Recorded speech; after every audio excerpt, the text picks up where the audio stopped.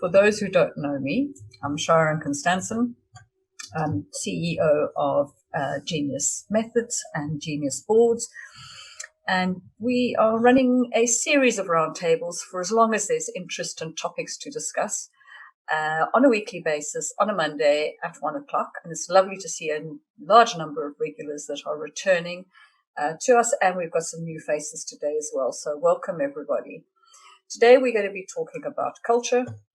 And we talked about culture last week, and we ran out of time when I was organizing the slides and decided we will cover culture over a number of sessions. This is our second session to talk about culture. So we're going to cover culture at a different dimension. So what I'd like to just do quickly is just a 2-3 minute recap on where we were last week and what we covered last week, so that we know the point of departure for this period that we're going to spend together. What we learned last week was that everybody is responsible for culture. Culture is a response to the behaviors of the way the group are operating together. And strategy, if you want it to be effective, needs a productive culture, positive culture environment for it to work, for strategy to be delivered within an organization. What we also learned is that if you look back at things that have gone wrong, things that have happened, outcomes that you hadn't foreseen, and you look back, you think, actually, if I look back at it now, I could see those things coming, even though at the time it was not visible to us. So the lesson in risk assessment, risk antennae, looking out for emerging risks in your own business, is to actually think laterally when you are faced with current circumstances. Say, what is the worst thing that could happen? What could go wrong from here? Very important thing that organizations are very bad at doing.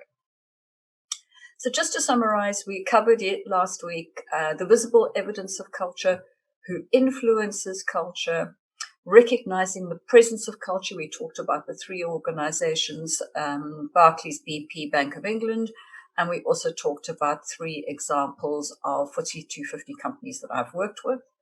We also talked about the way culture manifests in different type of industries, sizes of business, different kind of professions, different kind of people. And we also learned that we can't see it, we can sense it, and we can see the outcomes very, very clearly. So in a succinct nutshell, that is what we covered last week. We can pick up in the question time anything relating to last week by all means, but let's move forward now into the next session. 2 of 3, I believe we will cover it in terms of culture. So here we're going to be talking about what is a healthy culture, what does it look like, and also how does culture go wrong, how culture impacts the effectiveness of the board, and the different culture models. And by the way, that I should have put a line through. By the time I got to the number of slides we were dealing with when I was planning this, I decided I'm going to move that section to the end, to the next one, because we've actually got enough meat to discuss today already. So we won't be doing the culture models today. How is culture influenced?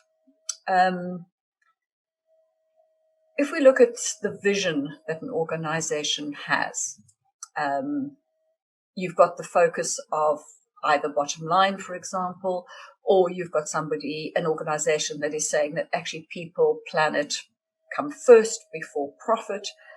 That's going to be, for example, the way the vision is set, the way the goals are set, the way the organization remunerates people, incentivizes people. These are all ways in which we are going to be affecting the vision, which is affecting the culture as well. The other part that impacts our vision is the purpose of the organization, but also very importantly, the risk profile of that organization, and also equally the risk appetite that you have within the board of the product, purpose, projects, whatever it is that they might be doing from a board level. So vision does definitely impact our culture. Ethics, one of the ethics that you see impacting culture is not treating all stakeholders equally. In other words, if you're dealing with a group of investors, do you get the information to them all at the same time, for example? So there's a culture towards how you communicate and negotiate and interact with your various stakeholders. Another one is that we see in the ethics space, which impacts culture, is who stands in the money queue first, who says they're first and pushes everyone below them. That definitely impacts the way the culture plays out in the organization. Behavior is another one that has a huge influence, as we talked about before. How inclusive is this board? How safe does the chairman make this board to be able to talk about the difficult topic?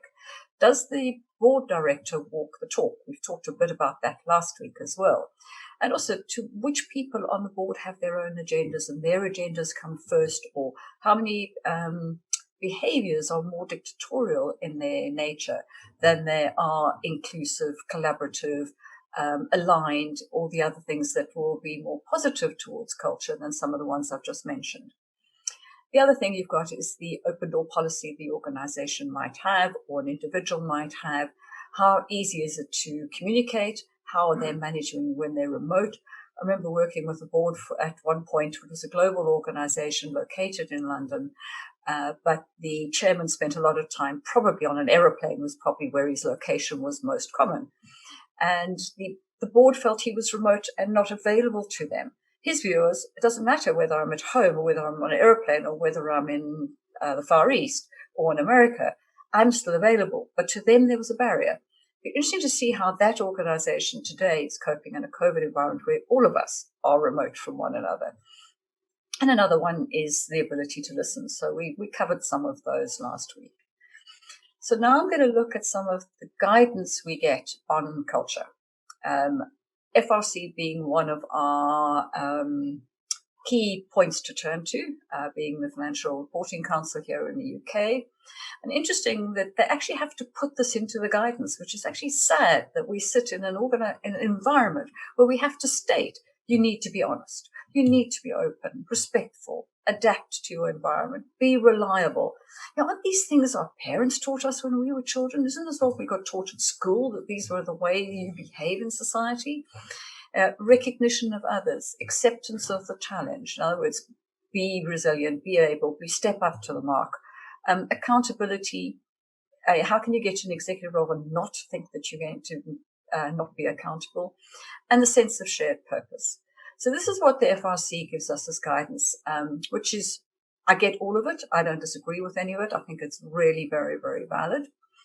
If you look at the UK Corporate Governance Code, I looked at the first 5 principles and thought, inside those first 5 principles, have I got any key culture words that would be of interest for us to discuss?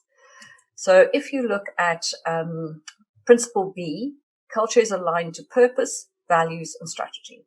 So they state you have to define your purpose, your values, and your strategy, and you must ensure your culture is aligned to it. It's the way the principle is worded. And within that same principle, they talk about acting with integrity, lead by example, and promote the desired culture.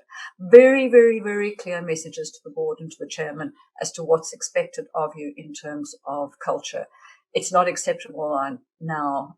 You can't get away from the fact that culture is a key part of leadership of the board. If you look at the first few provisions that fit within the guidance notes within the code, Provision 2 talks about the board should assess and monitor culture. So they actually are requiring us now to find a metric and find a way of understanding our culture, monitoring it, and determining if it's fit for purpose and doing something about it. So that's quite clear to us now.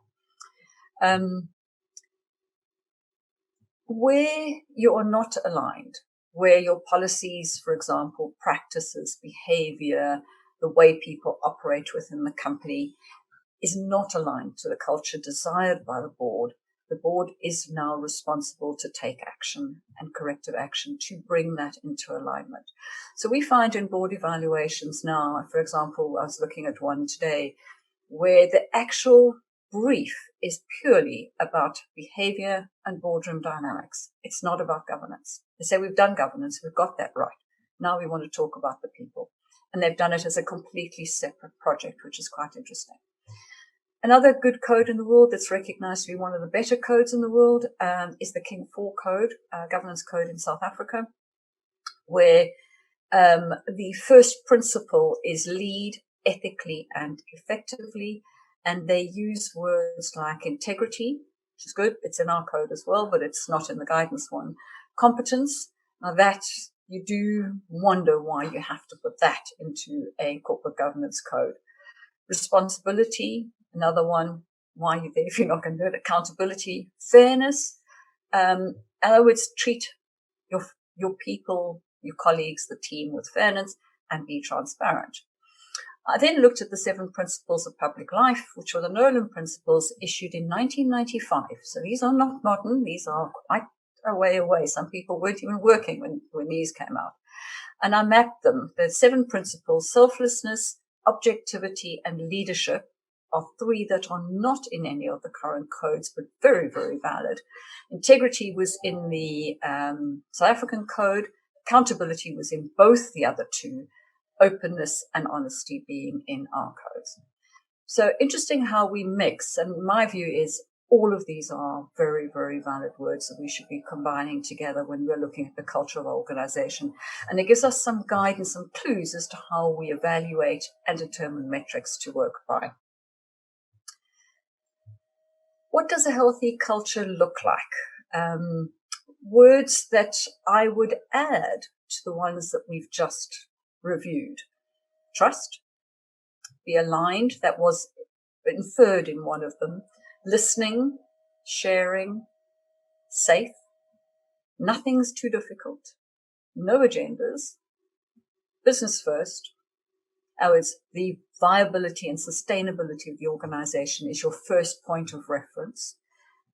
Equality, equal, everyone is treated equal. We had fair, it's similar. And no condescending or similar kinds of behavior. You can add dictatorial and a whole bunch of other things that you could add into that description. But the one that is most difficult to identify is condescending, because you can't always put your finger on it. You can feel it, you can sense it, but you can't always identify it. So if you look at these kind of words plus the words we've just looked at, this is what the new up-and-coming youth, the young business people of this world are expecting of the world. And the one person I can't help but immediately think of was Archbishop Desmond Tutu from South Africa. If there ever was a person who had ethics and integrity in largest doses in the world, I think it's that gentleman, who is still with us and alive today and still bright and sparkly, even though he's an extremely elderly gentleman at this point in time. But he really stands for it. Another one is Mandela, for example, that stand out if you compare to some of the leaders you have of today. So what goes wrong? So I'm going to steal a couple of minutes beyond my. I'm not quite at 15 yet. See, we started 3 minutes late. What goes wrong? The knowledgeable get bored, so they stop showing attention, and that then starts to break down the culture within the room, because the speed at which people are adapting and engaging is different.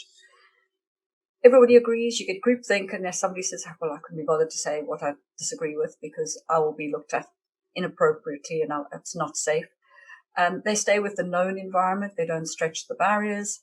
It's not safe for people to raise concerns and to give their own insights. You end up in a group that's completely risk averse. I worked with a board recently where the executive were more risk averse than the board. So risk averse that they were never ever going to be able to run the business. And the board was trying to get the business and get the executives to become entrepreneurial, which is one of the requirements of Principle A of our code, is to run the business in an entrepreneurial fashion. So you do get that. And then the board starts to break down its culture and its effectiveness because it's not getting anywhere. Old style habits, personal behaviors, emotional behaviors, destructive behaviors. Recently worked with a board where somebody will actually always start the conversation at the point the chairman has closed the conversation. they'll bring it back up again and re-engineer the whole conversation for another 15 minutes and do it repeatedly. It's actually quite amazing how somebody can do that and not realize what they're doing. Abuse of power and excluding parties.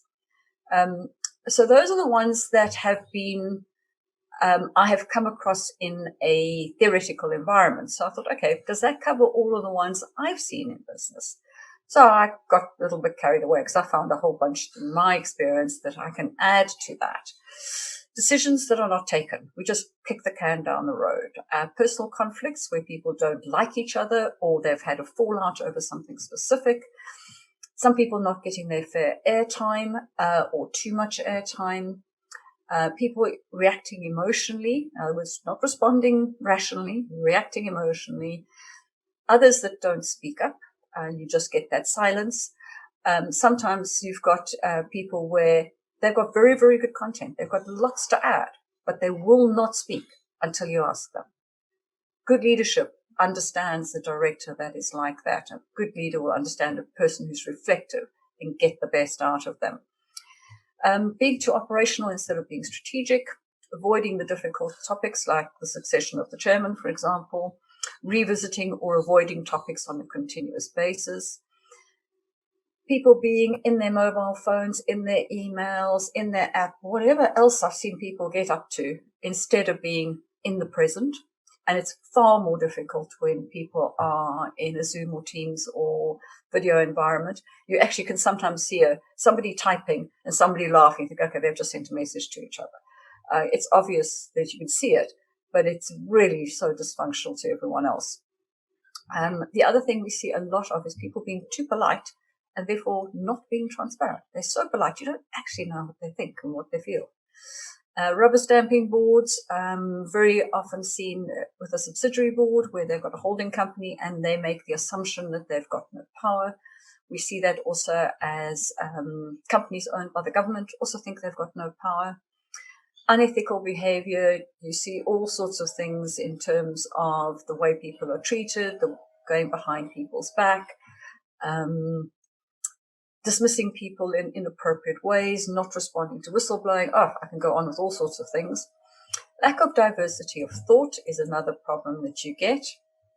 Ineffective chairing of the meeting can be extremely dysfunctional on the entire environment.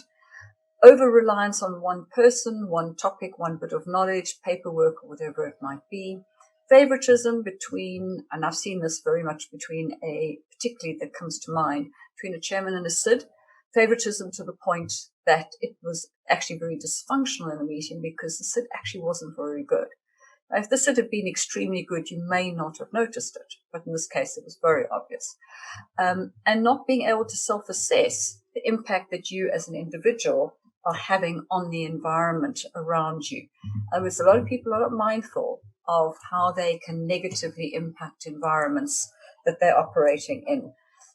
So you do see quite a lot of that. So I'm almost done, guys. The dysfunctional outcome that you get as a result of a bad culture situation is it's not safe, it's uncomfortable. You leave the meeting wanting to kill somebody. You are so frustrated, which is really not enjoyable to go through hours of board meetings and want to kill somebody when you walk out, where you feel that the board has just done everything wrong, it's come up with all the wrong outcomes, it's taken too long. Oh, you can go up with all sorts of reasons why you know that that meeting has not been very productive. They've avoided topics, bad decision making, making the wrong decision. I saw a board make the wrong decision, realize at the chairman level the decision wasn't the right decision, bringing it back to the board again, and allowing the wrong decision to be made again. So it's inability to chair and to debate because somebody's got too much power. Deference to role. I've seen SIDS not stand up to the plate or to step up, discuss, or work as a senior independent director effectively because, no, it's the chairman must understand what his role is. He must be the one to do his role properly. It's not for me to give him any advice. The whole point of the SID is to be there as a sounding board to the chairman and to be there, Jiminy Cricket, whenever that is required. ineffective in all sorts of ways, from getting through the agenda, having the right agenda, prioritizing activities correctly, and actually taking the business forward. People become distrusting, they become unengaged, and the biggest outcome of all of that is the business is not alert to emerging risks to the company. And that's where it actually usually manifests ultimately in a big side swipe from the other side. And that is where it goes wrong. So I won't go through now what we're going to cover next week. We'll talk about that right at the end just before we close. But there's a quick hurtle canter gallop through the different aspects of how culture can manifest. We all talk about culture, so it's a difficult topic to talk about. How do you do it? Hopefully these 3 sessions are going to give us a really good handle on actually what this unseen, untouchable thing is that we can now engage with. I've done my fair share of talking. So I wondered if somebody else would like to add some observations, preferably questions.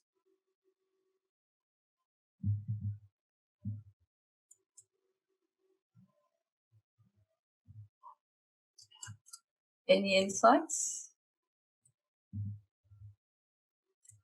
You can unmute yourself, I believe, or put a hand up and I can unmute you if that's what the issue is. I'm just trying to make sure I can see all of you. I'm just going to unshare my slides so that I've got greater access to the visibility of all of you at once. Right, any hands up? Yes, Alan? All you said is clearly, at least in my mind, correct. The subject we're talking about is all pervading. But in a very critical sense, it's the ultimate expression of hierarchy, in my view. So unless the chairman... Just say that again, Alan. I'm losing your audibility. Okay, it's the ultimate expression of hierarchy. If the chairman doesn't buy it and walk the talk, or at least have someone who can give them honest feedback about where they deviate from the culture they're espousing, then it's very hard. So the challenge is, I think, for individuals in the organization to say, what can I control, what can I influence, and what can I accept? And if the acceptance is too painful, you have to vote with your feet. Mm-hmm. Yep. No, and the biggest problem you've got is if an inappropriate culture is primarily in place because of inappropriate leadership, that is probably your most difficult conversation that board will ever have to try and get its mind around to make that change. I've worked with a number of board evaluations where they know the problem is the chairman, but he's only got 2 years left to retirement, and then he's done his 9 years, for example. That is not acceptable for an organization to go into 2 years of cultural potential meltdown because they've got an inappropriate chairman at that point in time for the business. So how do the non-execs work together to do what is right by the business? And fixing its culture invariably becomes a hand grenade type of activity where eventually something explodes and all of a sudden you say, oh, somebody's left for personal reasons. Is usually the way it plays itself out, which is obviously completely inappropriate for a business to get to that. But 99.9% of the time, they wait until they get to that point before they actually will address the difficult question, which is extremely sad. Even when it is identified to them, they still won't do it. They think, okay, it'll go away. I don't have to be the one to take up the difficult mantle. So dealing with culture that is not working is difficult. Now, one of your solutions is to bring in an external who will then do the board evaluation, do the culture evaluation, identify it, and be the one to be shot down by the bows and arrows when they come at you. But you've got it onto the table, you've undressed the problem, and you've made it visible to them. which is half the battle won. So sometimes your only route to sorting it is to get an external involved. Sometimes it is a too difficult one to deal with internally. Keith, you made reference to ESG. That is absolutely a major agenda item in every boardroom now. I'm dealing with a financial services organization this morning, and even in that environment where they seem to think that this is not their space, that agenda is so critically important for them as well. So it cannot not be addressed. It's where is it appropriate to that business? And I talked about it sort of in a indirect way at the beginning of saying it's not about profit, it's about people and planet. And if we get people and planet ahead of profit, we can then address the specific ESG agendas that we have that are relevant to our business. So very, very important aspect to business. We cannot underrate it or undermine it at any point in time. And that is very much what our youth and emerging business people are looking at as being a high priority to them. And we need to recognize that different focus to what we were brought up in anything between 20 and 40, 50 years ago, where it was about stakeholder value, about the profitability of the organization. So things have very, very much changed. Another question we've got is how many different cultures can be defined? I wouldn't even like to even start culture. If you try and say, if I look at a professional firm, we'll have a culture in comparison to a advertising agency. Within the professional firms, you've got lawyers, you've got architects, you've got accountants. Within the lawyers, you've got big firms, you've got small firms. I think we could go on. I think that a better way is this culture appropriate for the business and for what this business is trying to achieve within the operations of the company, within the management of the company, and within the board of the company? And is it flowing from top to bottom, bottom up? And that the whole lot is aligned without governance barriers sitting in the way of the culture, so that people feel that the walk the talk. Yeah, if you walk into the organization, you say, this is where I am, I know where I am, I feel it, I can sense I'm in the place, because it's carried right the way through. And you're talking about succession planning is actually quite an important part of culture, and it gives the nominations committee, HR, and the chairman a wonderful opportunity to address inappropriate culture, or to go through what form of transition or change they might need at that point in time, so that they can address the culture problems. Working with the board recently where culture was an issue that had changed recently, and trying to identify why the culture had changed recently and what it is that they could do differently.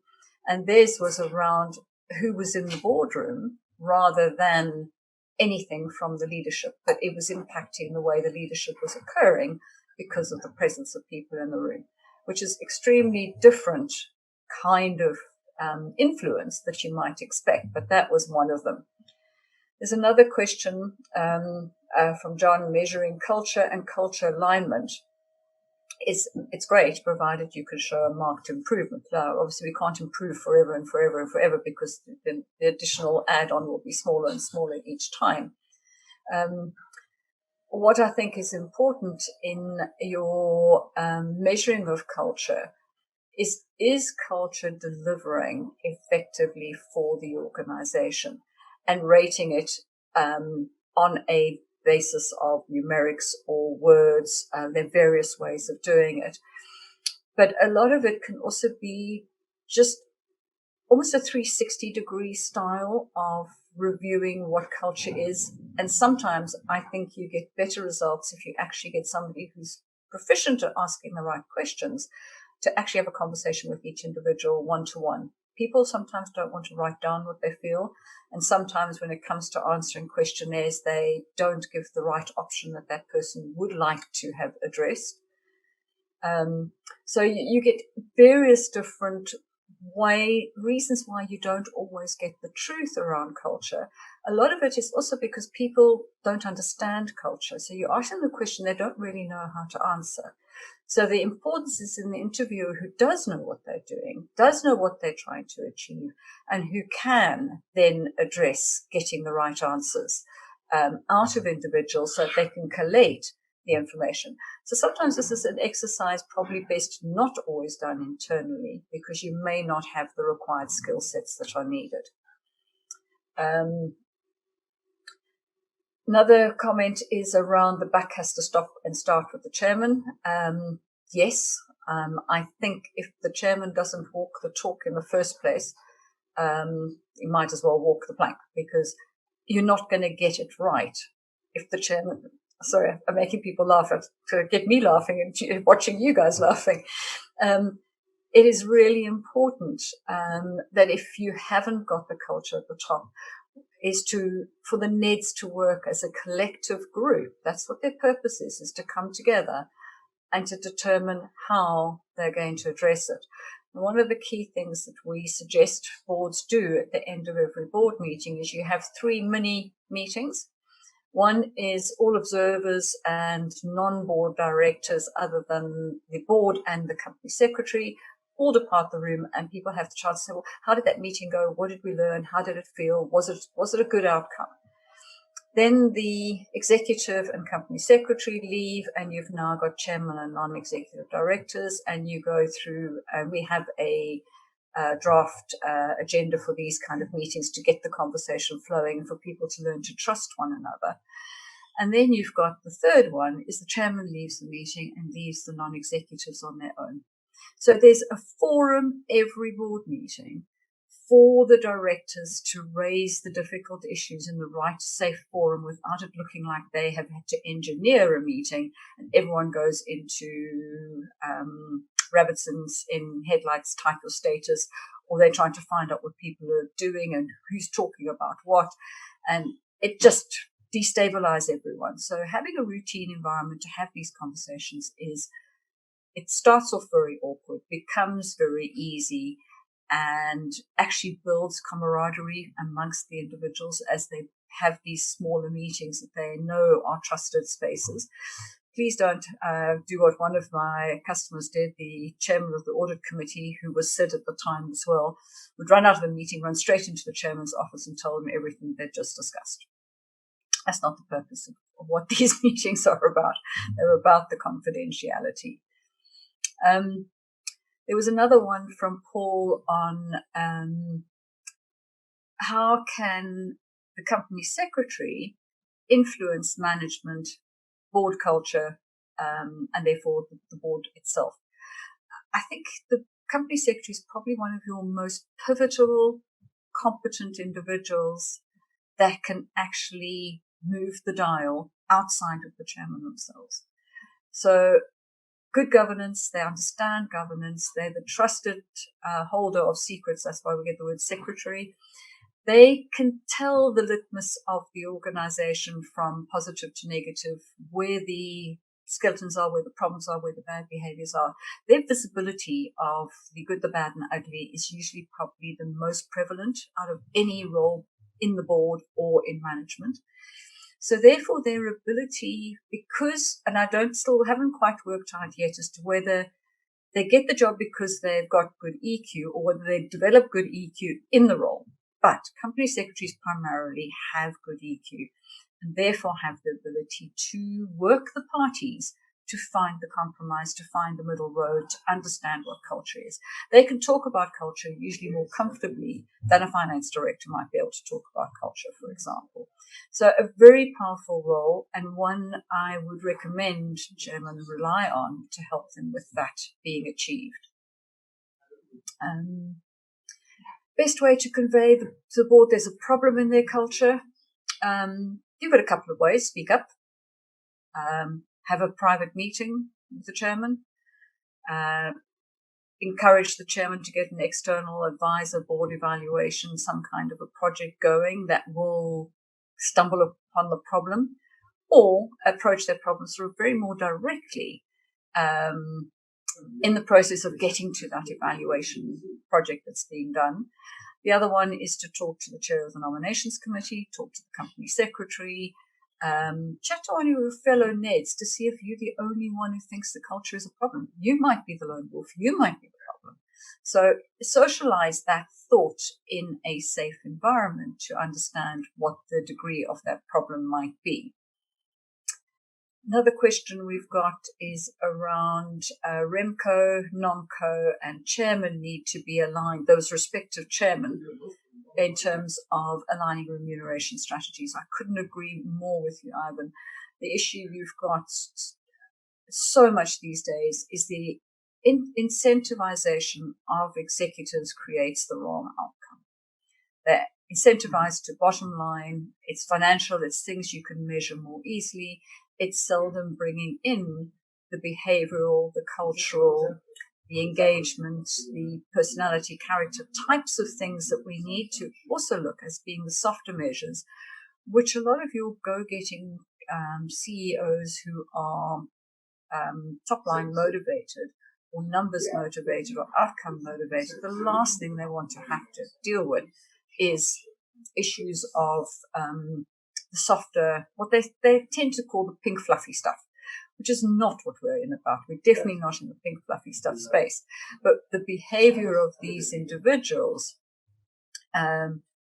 creates the outcome where we have to focus on the engagement of people's sort of character, personality, responses, reactions, all become so vitally important. So people are driven by money.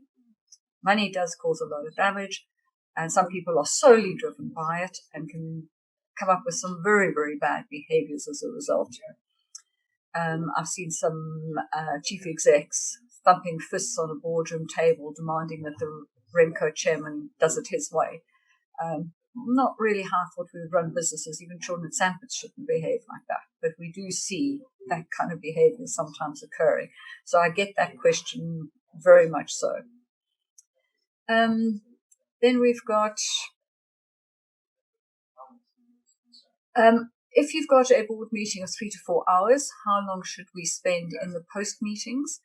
I usually would recommend 10 minutes for each session. So you're looking at a 30 minutes extension to the board time. If your meetings are much shorter and you're a small SME, unless you've got an issue that's needing to be dealt with, you can probably get through it in 3 lots of 5 minutes. So I'd say between 5 and 10 minutes for each of those sessions, allowing for 45 in case there's an issue that needs to be dealt with. The importance is to not allow aeroplanes and all those other things to squeeze this part of the meeting so that it doesn't happen. So time management of the main meeting becomes critical to keep everybody present for the latter parts of the meeting. So it does require good time management and good company secretarial management of people's diaries and departure times. So that does become quite important. Working with the board recently, their board meeting, not committee and board meetings is 9 hours. So you'd either got to ask them to go and add another half an hour. Culturally, that would be difficult in the first place. But their trick is to actually reduce their board meeting dramatically. Those were the questions that we had on the chat, which I have gone through at high speed. Any other questions or observations people would like to make about culture? I think my biggest frustration is how easy it is to talk about the things that go wrong in culture and how difficult it is to talk about how to make culture work.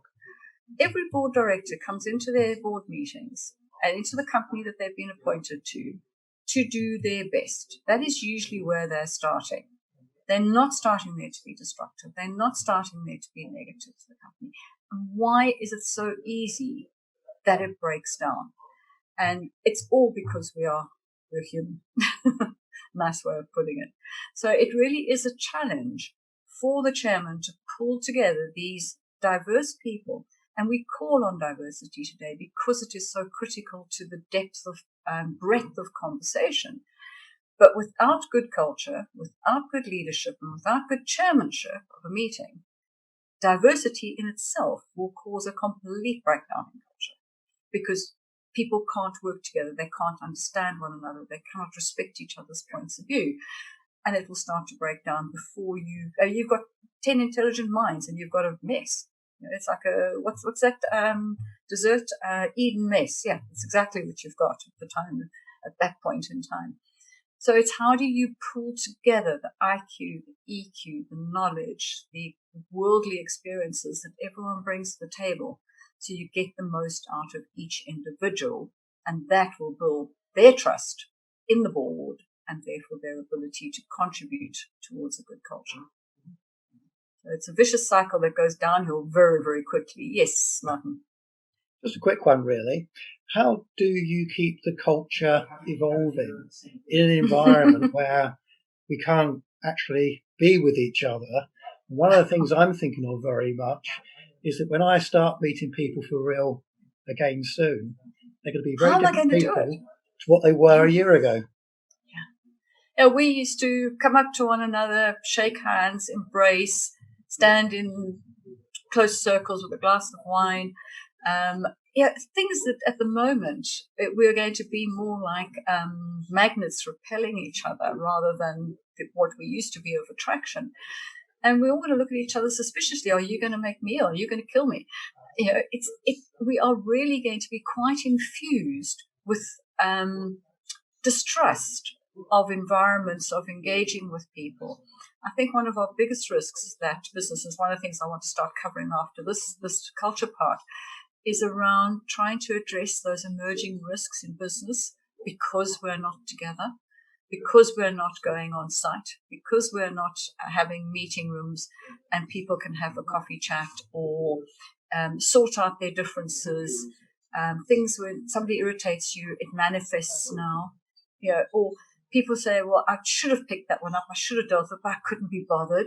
So you're going to get apathy. You're going to get all sorts of things that in their alone items probably would be manageable, but they're going to collect and they're going to create probably a huge amount of board dysfunctionality, executive functionality, leadership dysfunctionality. I think we haven't even begun to see the outcome of the COVID risks at a business operations level. And we see it in certain governments, how they're struggling. We're seeing in certain supply chain managements, we're seeing how the bigger picture is playing. The one that's most dangerous, the one we can't see.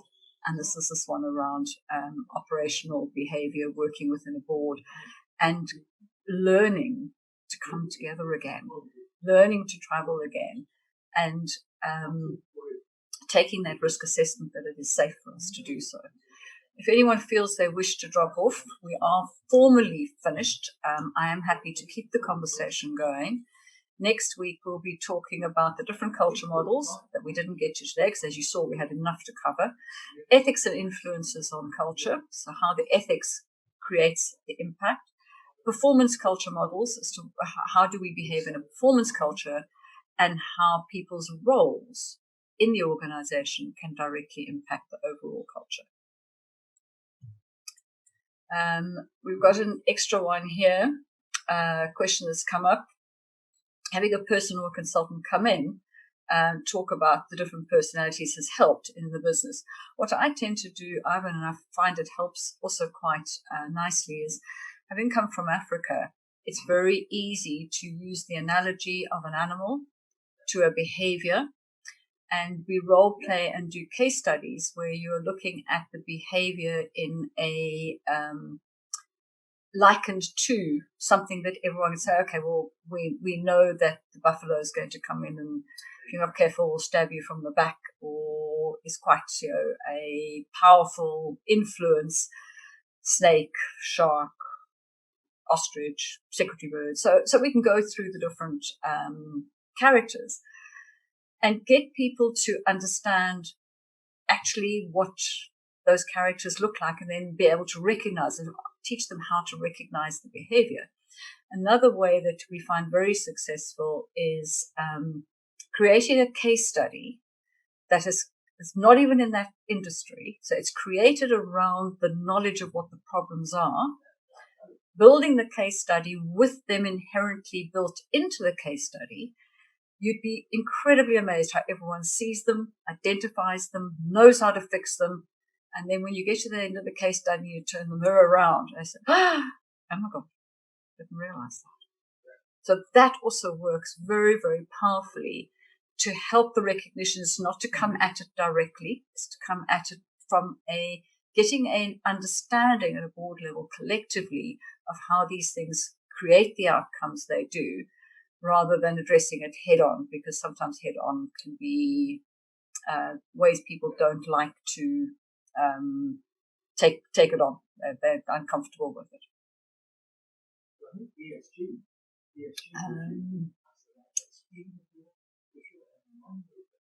The other one that's come up here is around retention of staff. Get the culture wrong, you will lose people. Get the culture wrong, you can't appoint people. Your talent, ability to attract the right talent is very difficult. Working with a board last year that was operating in sort of Middle England, and they had a CEO who had a difficult personality, shall we say, nicest way of putting it. And they were really, really, really struggling to get the right people into the senior leadership roles of all the lead regions. And the analysis needed to be done to try and understand what was causing that. And it all came down to the market's perception of one individual's character. And did they want to work in a senior leadership team with a person who behaved in that way? And interesting enough, the board weren't aware that this behavior existed, and that the market were so aware of it, the staff were aware of it, and the board were oblivious, completely oblivious, which you find somewhat mind-boggling. We got to understand why, and we got to the bottom of it, but it just shows how important